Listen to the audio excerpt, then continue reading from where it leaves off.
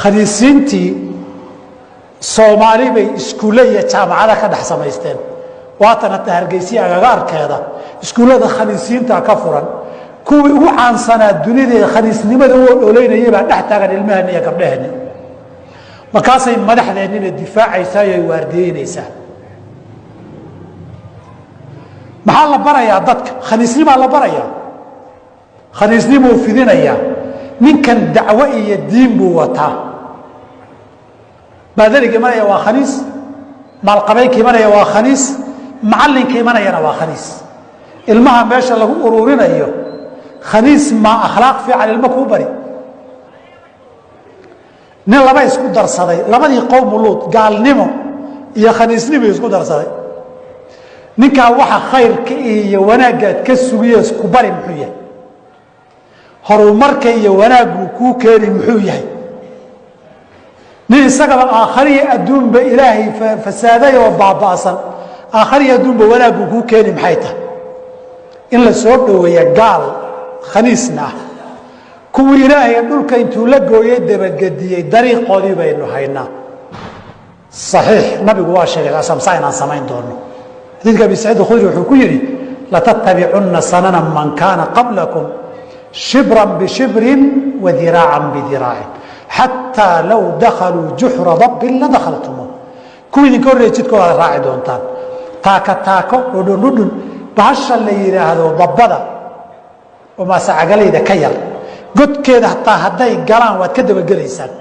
fii riwaayatin saxiixatin lilxaakim fii mustaraki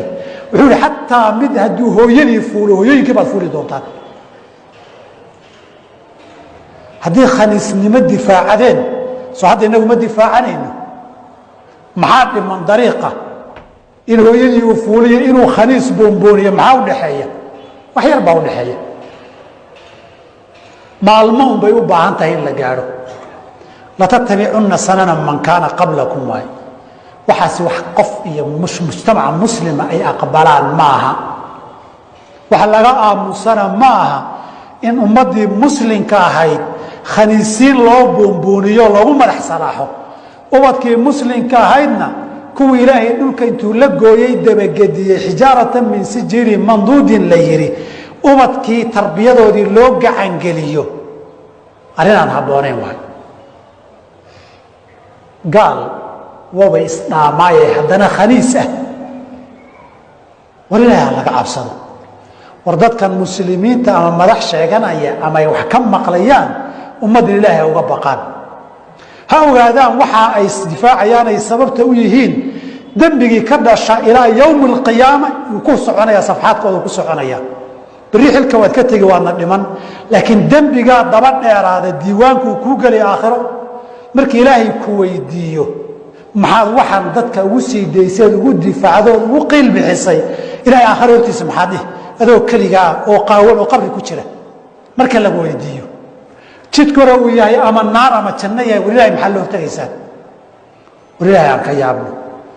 war waxaan waa wixii ummado lagu halaagay meeshii lagu halaagayna maalin walba markhaati leedahoo la maro wabileyli afalaa tacqiluuna dadka lala hadlaya inagu waye wainakum latamuruuna calayhim musbixiin wabileyli afalaa tacqiluun war dadkaa fariinteedu hadday gaadhaysa ilaahay ha uga baqaan dadka idinkuna ogaada oo aakhiru zamaan baa la joogaa waqtigii calanka khaniisyada xataa yastaqniya arijaalu birijaali wاnisaau bاnisaai nabigu uu yihi way muuqataa qiyaamo ma dheera adduunkan gunaanadka iyo gebagabadiisuuna ma foga dhaqan bedelankii iyo diin bedelankiibaa socdoo fidaya haddii aadan wax ka qaban karin adu qayb ha ka noqoni adu ha taageerin oo ha difaacin aduu dembigaa garab ha u noqonin oo adoo meelfa ka jooga miisaanka dembiyadaada yaan lagugu darin aakharana gaal iyo khaniis buu difaacay ama u qiil bixiyay yaan lagu dhihin ilahi subxana wa taala ummadda allah soo hanuuniyo kuwana fidnadooda iyo sharkooda allah inaga qabto